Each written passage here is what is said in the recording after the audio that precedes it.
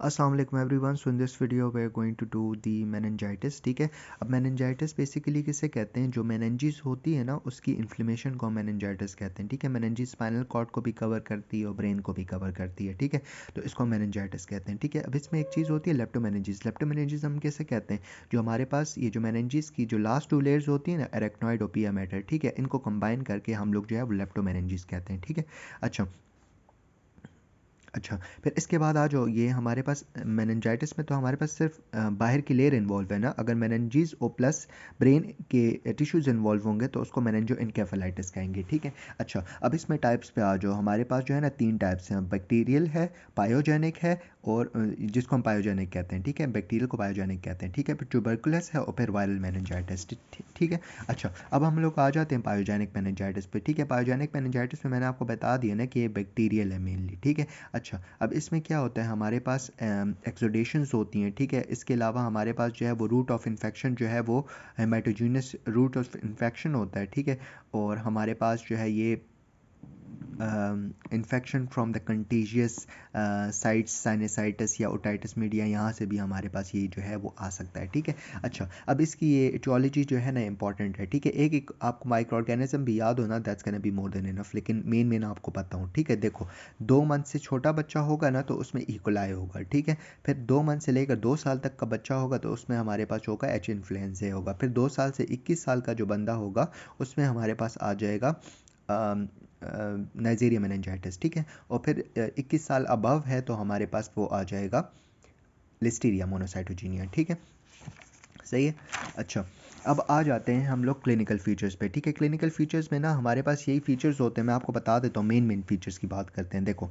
Photophobia होता है, headache होता है, नोजिया होता है, वॉमिटिंग होती है, नेक स्टिफनेस होती है। ठीक है, नेक रिजिडिटी होती है और पेन इन द मसल होती है। ठीक है, फिर इसके लिए हम लोग डिफरेंट टेस्ट कर रहे होते हैं। ठीक है, एक हम लोग जो है वो ब्रुजिन्स्की साइन देख रहे होते हैं, एक हम कर्निंग साइंस देख रहे होते हैं, एक हम लोग जो है वो न्यूक्लियर ट्रांसलूसेंसी देख रहे होते हैं। ठीक है, ये 3 टेस्ट तो हो गए हैं। ठीक है, अच्छा, इसको ना फ़िलहाल आपको सिर्फ नाम पता हो कि ये हमारे पास मेनिंजाइटिस में पॉजिटिव होते हैं। ठीक है, इसी जो एक्सप्लेनेशन की वीडियो है ना वो मैं अपलोड कर लूँगा। ठीक है, तो वहाँ से आपको समझ आ जाएगी कि इसका प्रोसेस कैसा होता है, लेकिन फ़िलहाल के लिए सिर्फ आपको पता हो ब्रुजिन्स्की, कर्निंग एंड न्यूक्लियर ट्रांसलूसेंसी। ठीक है, अच्छा, इसके अलावा ना पहले ज़माने में हम लोग वो टेस्ट यूज़ करते थे, लेकिन आजकल ना हम लोग ये अगर ये 2 टेस्ट भी यूज़ कर लेना, एक स्पाइनल टैप होता है और एक हमारे पास लंबर पंक्चर, तो उससे हमारे पास मेनिंजाइटिस जो है वो डायग्नोस हो जाता है। ठीक है, अब छोटे बच्चे जो होते हैं ना, इन्फेंट्स, न्यूनेट्स वगैरह ना, ठीक है, तो उनमें हमारे पास जो है ना ये साइंस हो सकता है कि पॉजिटिव ना हो, तो उसमें हम फंटिनल का बल्जिंग देख लेते हैं। ठीक है, अच्छा, अब इसमें ना ये मैंने एक डिफरेंस का टेबल बनाया हुआ है। इट्स थोड़ा सा गंदा लिखा हुआ है, लेकिन मैं आपको समझाने की कोशिश करूँगा। ठीक है, समझ आ जाएगी। ठीक है, देखो, सबसे पहले ना ये आपने कैसे याद करना है, सबसे पहले यहाँ पे देखो, नॉर्मल हो गया, बैक्टीरियल हो गया, ट्यूबरकुलस हो गया और वायरल हो गया। ठीक है, ये हेडिंग याद कर लेंगे। फिर यहाँ पे opening pressure, colour, cell predominant. ठीक है, फिर इसके बाद प्रोटीन्स एंड ग्लूकोज। ठीक है, अच्छा, यहाँ पे आ जाओ। ओपनिंग प्रेशर जो नॉर्मल है ना वो 10 to 20 सेंटीमीटर ऑफ वाटर है। ठीक है, नॉर्मल जो होता है कलर क्लियर होता है, सेल प्रीडोमिनेंट कोई भी नहीं होता। ठीक है, प्रोटीन 20 to 40 mg पर डेसीलीटर होते हैं और ग्लूकोज 50 to 75 mg पर डेसीलीटर होते हैं। ठीक है, अब देखो, हमारे पास बैक्टीरियल जो है ना, अब ये ऐसे याद कर लो, ओपनिंग प्रेशर सब में इंक्रीज होता है। ठीक है, इसमें हमारे पास जो है वो ओपेलेसेंट होता है, कलर इसमें ओपेलेसेंट होता है, इसमें क्लियर होता है। ठीक है, सेल टाइप में इसमें न्यूट्रोफिल्स होते हैं, इसमें लिम्फोसाइट। ठीक है, इसमें प्रोटीन सब में इंक्रीज होती हैं, लेकिन सबसे ज़्यादा ऑब्वियसली बैक्टीरियल में होंगी। ठीक है, ग्लूकोज जो है वो सब में डाउन करता है, लेकिन जो वायरल होता है ना उसमें नॉर्मल या 80% ऑफ द प्लाज्मा ग्लूकोज तक पहुंचा होता है वो। ठीक है, अच्छा, अब इसकी उस पे आ जाते हैं डायग्नोसिस पे। ठीक है, डायग्नोसिस में हमने क्या करना है, लंबर पंक्चर कर लेना है, सीएसएफ एग्जामिनेशन कर लेनी है, फिर सीएसएफ का हमारे पास कल्चर हो सकता है। ठीक है, ब्लड सीपी करते हैं, ब्लड का कल्चर कर लेते हैं। ठीक है, अच्छा, इसके अलावा हम लोग ग्राम स्टेनिंग भी कर लेते हैं। ठीक है, एक्सरेज होते हैं, एमआरआई, सीटी स्कैन्स होती हैं, एमआरआईज होते हैं। ठीक है, अगर वायरल इनकेफेलाइटिस हम लोग कंफ्यूज कर रहे हो उसके साथ। ठीक है, अच्छा, इसके अलावा एलाइजर्स होते हैं और इम्यूनो इलेक्ट्रोफोरेसिस वगैरह होती है। ठीक है, ये इन्वेस्टिगेशन हो गई है। ठीक है, अच्छा, अब आ जाओ ट्रीटमेंट पे। ठीक है, ट्रीटमेंट में ना बेसिकली हमारे पास एडल्ट और बच्चों में जो है ना ऑलमोस्ट सेम ही ट्रीटमेंट होती है, लेकिन ऑब्वियसली डोजेस का डिफरेंस होता है। ठीक है, वो यहाँ पे लिखी हुई है, मैंने, आप लोग कर लेना है यहाँ से। ठीक है, देखो, इनिशियली आपने क्या देना है ना, इनिशियली आपने सेफ्ट्रैक्सोन प्लस वेंको प्लस स्टीरॉइड, ठीक है, ceftriaxone plus वेंको plus steroid, steroid में आपने डेक्सामेथासोन देना है, ठीक है। फिर अगर बंदा जो है ना वो हमारे पास उसमें ये मेनिंजल रैश बन गया तो उसमें आपने बेंजाइल पेनिसिलिन दे देना है, ठीक है। अब बीटा लैक्टम रेजिस्टेंट है तो उसमें आप क्लोरामफेनिकोल वेंको प्लस मीरो दे दोगे, ठीक है।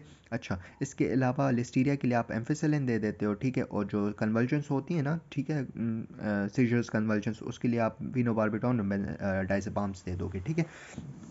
अच्छा जी, ये हो गया हमारे पास। फिर इसके बाद इसकी कॉम्प्लिकेशन पे आ जाओ। कॉम्प्लिकेशन में क्या होता है ना, देखो ये मैंने सीक्वेंस याद किया हुआ है, इधर से कर लोगे तो आसान हो जाए। देखो सबसे पहले ब्रेन आता है, ठीक है। ब्रेन में आपने देखना है कि आईसीपी ज़्यादा हो जाता है ना, तो उसकी वजह से हमारे पास हर्निएशंस हो जाती हैं और सीजर्स हो जाती हैं, ठीक है। फिर इसके बाद हमारे पास ब्रेन में आपने दो और चीज़ें याद कर लेनी है, ठीक है। अच्छा अच्छा, एक हमारे पास है मेनिंजो इनकेफेलाइटिस है और एक हमारे पास इन्फेक्टिव हाइड्रोकेफेलस है, ठीक है। फिर आइज़ में पेपिलेडेमा है और विजुअल इम्पेयरमेंट्स हैं, ठीक है। पेपिलेडेमा और विजुअल इम्पेयरमेंट्स। फिर कान में आपने जो है ना वेस्टिबुलोकॉक्लियर नर्व जो है वो उसकी पालसी हो जाएगी, और फिर फेस में आपका फेशियल नर्व पालसी हो जाएगी, ठीक है। ये तो हो गए, ठीक है। इसके अलावा आपने SIDH याद कर लेना है, ठीक है, सिंड्रोम ऑफ इनअप्रोप्रिएट एडिएज सिक्रीशन, और वाटर हाउस फ्रेडरिक्सन सिंड्रोम याद कर लेना है, ठीक है। डेवलपमेंटल डिले याद कर लेना है, ठीक है। लेकिन ये अगर ये मेन आपको याद करने हो ना तो बस ये that's gonna be more than enough, ठीक है। अच्छा, अब आ जाते हैं हम लोग ट्यूबरकुलस मेनिंजाइटिस पे, ठीक है। ट्यूबरकुलस मेनिंजाइटिस में क्या होता है ना कि हमारे पास मेनली जो टीबी होता है ना वो बेसिकली हमारे पास इन्फ्लेमेशन कर रहा होता है ना, ठीक है। अच्छा, और इसमें हमारे पास ऑप्टिक और ओकुलोमोटर नर्व की जो है पल्सेस होती हैं ना। पिछले वाले में तो पायोजेनिक में तो वेस्टिबुलोकॉक्युलर की थी ना, इसमें ओकुलोमोटर और ऑप्टिक की होती है। अच्छा, बाकी इसमें स्टेजेस वगैरह आपको अगर देखो, स्टेजेस में सिर्फ आपको नाम पता हो that can be more than enough. Stage 1 होता है स्टेज ऑफ इन्वेजन, फिर स्टेज ऑफ मेनिंजाइटिस होता है, फिर स्टेज ऑफ कोमा होता है, ठीक है। इन्वेस्टिगेशन जो है वो पायोजेनिक में की थी ना वही सेम है, लेकिन टीबी के लिए हम ऑब्वियसली स्पेसिफिक भी कर लेते हैं। एसिड फास्ट बेसिलाई देख लेते हैं, ग्राम स्टेनिंग कर लेते हैं, ओरामीन स्टेन कर लेते हैं, ठीक है, एलजे मीडियम कर लेते हैं। इसके अलावा gene expert nucleic acid amplification test वगैरह करवा लेते हैं, ठीक है। अब ट्रीटमेंट में एंटी टीबी मेडिकेशंस होती हैं, सही है, वो तो आसान है, ठीक है। ये यहाँ पे मैंने लिखी हुई हैं, ठीक है। लेकिन इसमें जो एक्स्ट्रा पॉइंट है ना कि स्टीरॉइड्स हम लोगों ने तीनों डिजीज़ में देने हैं, ठीक है, वायरल वाले में भी और इसमें भी, ठीक है। इसके अलावा हम लोगों ने जो एंटी कन्वल्सेंस होते हैं वो भी हम तीनों में देते हैं, ठीक है। अच्छा, अब बचा हमारे पास वायरल इनकेफेलाइटिस, ठीक है, बाकी सारे हो चुके हैं, ठीक है। देखो, वायरल इनकेफेलाइटिस मैंने यहाँ पे छोटा सा लिखा हुआ है, लेकिन आपको यहाँ से समझ आ जानी चाहिए, ठीक है। देखो, वायरल इनकेफेलाइटिस जो है वो वायरल मेनिंजाइटिस उसको हम कहते हैं, सेम ट्रीटमेंट है, ठीक है। अब देखो, इटियोलॉजी की बात करें तो हर्पीस सिम्प्लेक्स वायरस होता है, वायरसेला जोस्टर वायरस होता है, साइटोमेगेलो वायरस होता है, आर्बो वायरस होता है, ठीक है।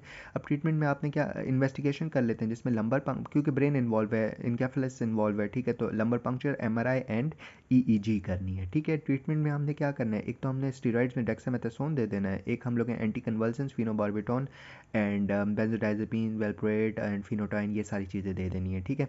अब हर्पीस सिम्प्लेक्स और वारेसिला जोस्टर के लिए एसाइक्लोवेर देना है, ठीक है। और जो हमारे पास जो साइटोमेगेलो वायरस था उसके लिए हम गैनसाइक्लोवेर देते हैं। बाकी सपोर्टिव ट्रीटमेंट वही जो नॉर्मली होती है, ठीक है। पेशेंट को स्टेबलाइज कर लेना है, फ्लूइड्स पास कर देना, एनाल्जेसिक्स, एंटीपायरेटिक्स, ये सारी चीज़ें हो गई, ठीक है। That's it. We're done with the meningitis. If you guys have any question, you guys can ask. Thank you. Jazakallah khair.